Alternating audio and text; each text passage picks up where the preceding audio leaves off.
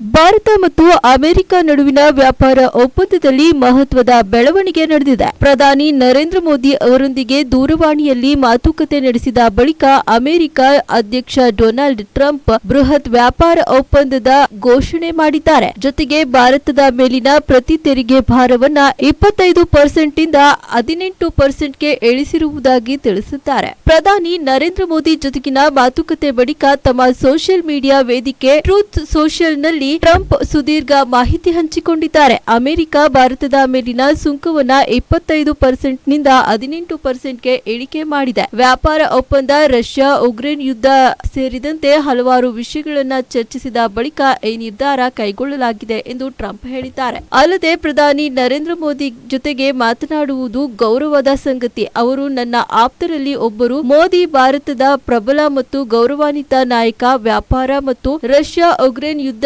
ಕೊನೆಗೊಳಿಸುವುದು ಸೇರಿದಂತೆ ಹಲವು ವಿಷಯಗಳ ಬಗ್ಗೆ ನಾವು ಇಂದು ಚರ್ಚಿಸಿದ್ದೇವೆ ಎಂದು ತಿಳಿಸಿದ್ದಾರೆ.